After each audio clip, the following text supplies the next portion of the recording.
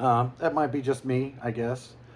But I figure I could up the ante and come with an even worse title for an album.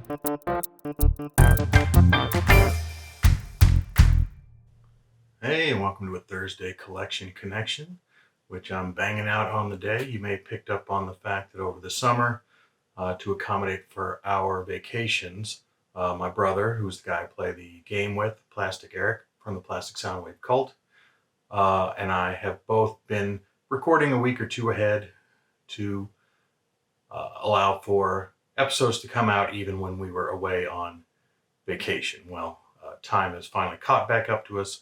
I was not able to make this before I left for vacation, and I am back by a day. So I got to do a quick turnaround. And yeah, so here we go.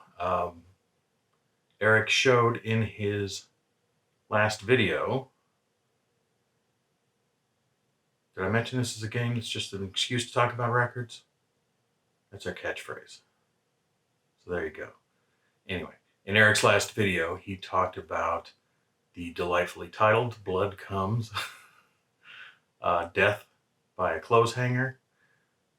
And I would be lying if I said that I had the chance to listen to it. But I think it's probably a safe bet that it wasn't going to be anything I was going to fall in love with. Sort of crass thrash metal. Probably not my scene. I wanted to connect it to 10cc. I was going to do sheet music. The connection being that they are both seminal band names, and I mean seminal by the other definition. But when I started to look up some info on 10cc, it turns out that story is just an old wives' tale, apocryphal. It has nothing to do with ejaculate. That's just a story that came around later. So it's kind of a bust on that.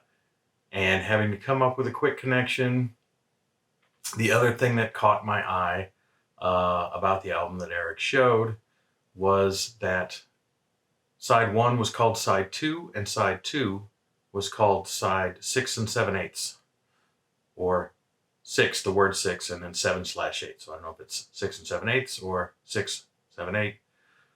But in any event, it was an odd choice for the sides, naming the sides. Now, REM has done this consistently with creative names for their album sides, but we've done a couple of REM albums. But a band we have not done yet, I don't believe, on the Collection Connection is Queen. And their album that features sides called Side White and Side Black is their second album from 1974, Queen 2. So that's my connection. Funny named album sides, or quirkily named album sides. Now, Queen 2, Eric and I have talked about Queen extensively on his channel. You can find some old videos where we just had a long form conversation about our favorite sort of hidden, not hidden, but deep cuts from Queen.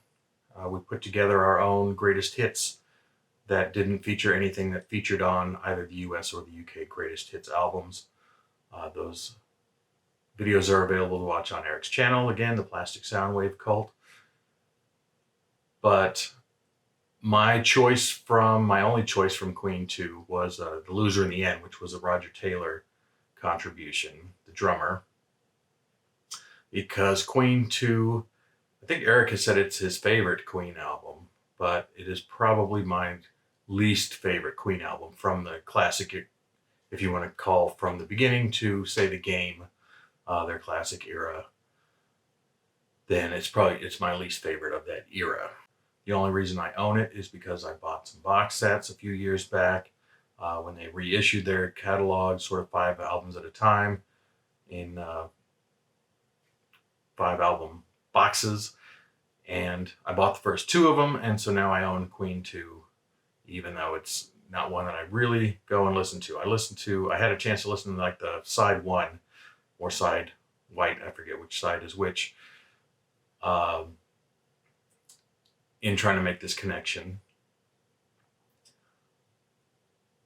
And I don't know, it's not bad. It's Queen at their most sort of Dungeons and Dragons, and that's not really my favorite mode of any band. Um, the, when bands that are prog or flirt with prog get into some of that fantasy stuff, it just kind of turns me off. But the songs aren't bad. You know, the White Queen, it's not bad. Seven Seas of Rye was the single from it. Not a big single, but sort of their biggest single to date at that time. But yes, what else do I have to say about Queen 2? It's got an iconic album cover, I could say that, shot by Mick Rock, recreated at the beginning, of course, of the Bohemian Rhapsody video later. So it's definitely an iconic album cover of the four, and it's, I will say, difficult to find something that renders it nicely online. That doesn't look either too blown out or too cut out from the black background. People try to clean it up. They do terrible jobs of it. So it was not the easiest thing to grab a cover image for. But because I'm low on time and I don't have a ton to say about Queen 2, other than the fact that it's kind of a dark horse favorite, I guess, for maybe some really hardcore Queen fans. To me, they started to hit their stride fully with the next album, which was only just like 8 months later, Sheer Heart Attack. And then you go on that ride, and I enjoy that run between Sheer Heart Attack and The Game very much. That's probably my favorite period, probably a lot of people's favorite period. But yeah, Queen 2, I'm going to throw that back to Eric, and you can look for his response on Monday on his channel, The Plastic Soundwave Cult. I think that's three shout outs. And yeah, that's all from me. So I thank you for watching. Bye-bye.